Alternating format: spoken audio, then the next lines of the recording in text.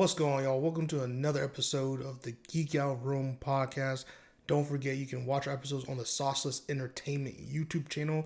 You can also listen to our episodes on Spotify and Apple Podcasts. Just type in Geek Out Room podcast in the search engine, and you should find us. There was so many free photo ops out there, which was so cool.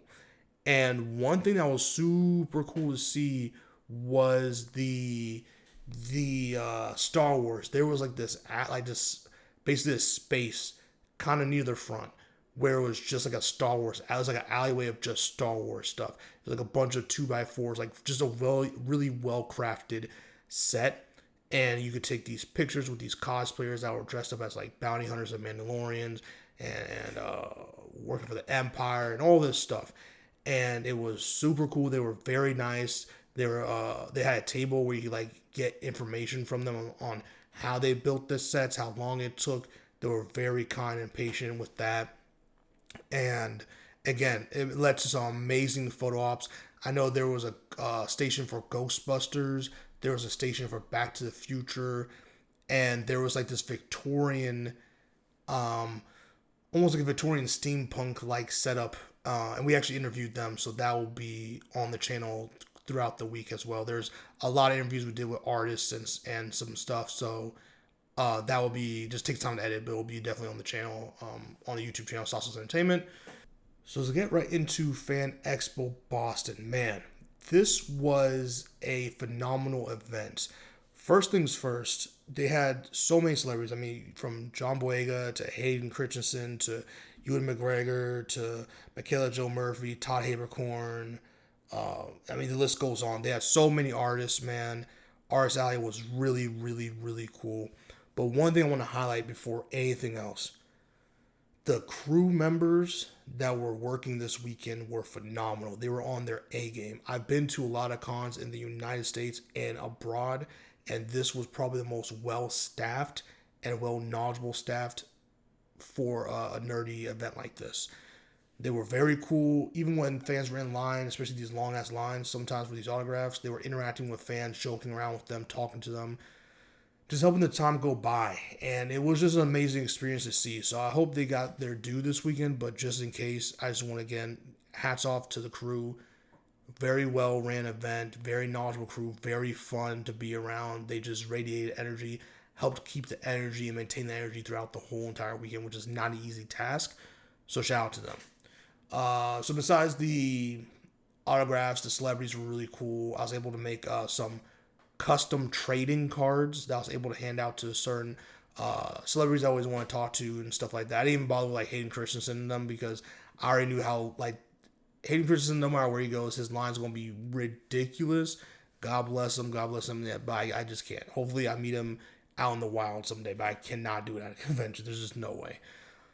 But I was able to give some cards to like Todd Haberkorn, Michaela Jill Murphy, and so many other artists. What was so cool, dude? I got to meet Kurt Angle. Meeting Kurt Angle was what? Because I didn't even know he was going to be there. And it was like 5 minutes before he was going to leave for the entire weekend because he was only there for Friday. He was so gracious with his time. He offered to take a free picture with us, which was amazing. And we got to talk to him about how much he meant to us, especially growing up, copying his movesets, all these stuff, playing as him on SmackDown versus Raw, and all this stuff. So, like, it was a really, really genuinely cool experience. And also, again, it was really cool to hand out these custom cards to a lot of these people that I grew up watching, or I admire their craft and how they do, or they're a big inspiration on me creatively throughout my journey here. So it was really cool to be able to do that. And again, covering the event, man, it was just, the cosplays were on point, dude. The whole weekend, there were so many phenomenal cosplays, whether it was something from Silent Hill or from Arcane, which, I'm a huge Arcane fan. The show is amazing on Netflix. If you haven't seen it, go see it. So many cool cosplays. I mean, there's some Fantastic Four cosplays already. There were a cosplay from Little Nightmares. If you're familiar with the channel, that's the one game I just recently played before starting Mafia Old Country. And it was really cool to see people in the Little Nightmares cosplay. So that was cool. It was just a great, very, very shortly, very, very soon. But yeah, it was super cool to see all these different sets and really get into the mind of the people who create it, who love it, who help the community and build the community up in different ways. So it was really cool to see that and get to know them. The panels were really cool, really informative. The energy was really, really there. And the major main panel area was super cool because it was massive and the stage was great, and the celebrities there had great energy. The fans had great questions. It was a great, really great back and forths. It was just a really cool time, and I really, really do appreciate when you have a convention that knows what it is and can deliver at such a high level. Like I said, I haven't been to every single Fan Expo event, but I know that Philly was pretty good. It was like really, really good. But Boston is definitely taking the cake for me in terms of Fan Expos and just conventions in general. Like Fan Expo Boston is up there to me with like a New York Comic Con, Anime NYC. It's just the time of year. Sometimes, when you have, or at least at one point, it used to be like when the fall came and you had not Anime NYC, you had New York Comic Con. A lot of the CW shows, like the highest CW shows, that'd be the time they kind of do the upfronts and they kind of do like the preview into the new season, the trailers and stuff like that. So you would have those, and that kind of is what also helps elevate the immensity that is the New York Comic Con or like San Diego Comic Con, for example, right? So Fans of Boston is a situation where if you can't make those two big conventions for cost reasons or just time availability, the Fan Expo circuit is really well. It's a really good substitute because it stops at multiple cities. So like Fan Expo Boston was last weekend. I think next weekend is Fan Expo Chicago, or the weekend after is Fan Expo Chicago. So, and I know they go to also Dallas, I think New Orleans as well. So there's some cities, man, it goes to. It's a really phenomenal time, very phenomenal job, and I just have to give it to them. I thought that it was really fun to be able to go to an event like this and share time with people. And again, Artist Alley was dope. They had a place where you can play video games at. That was cool. Something also that I haven't seen before is that at the cosplay meetups, because we went to the Fairy Tale cosplay meetup, they had a dedicated DJ that would play the music of whatever anime or show or movie the meetup was from. So that was really cool. So like when the Fairy Tale meetup happened on Sunday, the DJ started playing like the soundtrack from Fairy Tale. It helped the mood. Like it was just a great, like, it's just those little details to me that makes a convention so great. It's those little details that sometimes that other convention leaders would not do, or not go the extra mile, or not put a little bit more money here and there to do that. And not that it would per se make or break, you never know, but like it can only enhance the experience, and it did. You when you have a budget and you use it wisely and pour it into making sure it's an overall fun experience for all ages, especially for a convention like this, that's when you win. And Fan Expo Boston has definitely won this weekend. And again, I met so many great artists and so many great people. I'm excited to not only get them on the podcast in the future, but also I interviewed them, so it was cool. It'll definitely be cool to get those interviews up in their entirety throughout the week, because there is quite a few, and I'm really excited to share them with you. But what you really want to know, the rating. And the rating for Fan Expo Boston is that it is worthy of using your PTO. Use that PTO, schedule for this thing, plan for this thing.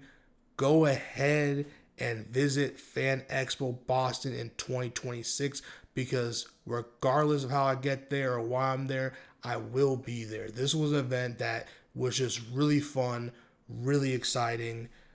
It was worth the hype. The vibes were just really cool, like I said. The panels were really cool.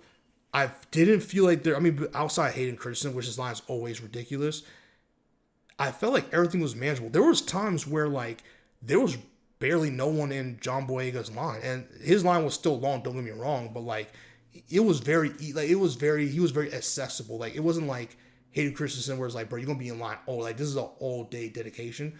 You get there. Giancarlo Esposito. I was able to see him, his line. Like there's moments in law, just kind of pick your moment in law to go to these things, but like to go and enter some of these lines. But man, it was super cool to see that. Very fun, very. It was not impossible to meet and interact and talk to your favorite celebrity, your favorite actor, your favorite voice actor, whatever have you. Like it was, or your favorite artist, or to pick up a lot. There's so much dope ass art at Artist Alley. This was probably the most extensive and fun Artist Alleys I've ever seen. There were so many booths that had so many great figures and video games. There was someone who had a Digivice that I've been looking for about 6-7 years. It was just way too much money for me personally, but it was super cool to still see it anyway. And that's how I knew. That's how I knew this show had everything. When you have a booth that's selling Digimon crests and toys and stuff, that lets me know that this is one of them. This is one of them shows, man. And again, I'm telling you, it's worth the PTO. Plan ahead of time, because the problem about this convention in general or in particular is that it does get very pricey, because the city of Boston is naturally expensive because of historical landmarks and the tourism and everything. You can be shelling out for the weekend in terms of hotel lodging anywhere between $650 to like $1,200, $1,300. So you definitely don't want to wait last minute for this thing. You definitely want to try to plan as ahead as you can. But if you do happen to start planning, or like can't really pay until like closer to the time, definitely stay outside of downtown Boston. Like definitely stay like on the outskirts of Boston, because like we stayed in, I think it was called Waltham or something like that, and it was a lot more affordable. It wasn't the cheapest, but it was a lot more affordable than like $650 to $1,200, which is what the going price was for like hotels within the convention center vicinity. And where I was staying was an amazing hotel. It was a Westin hotel. Had free sparkling water and shit. It was an amazing experience. And it was about 27 or so minutes. That was like 25 to 27 minutes away from the convention center driving. So it wasn't anything crazy.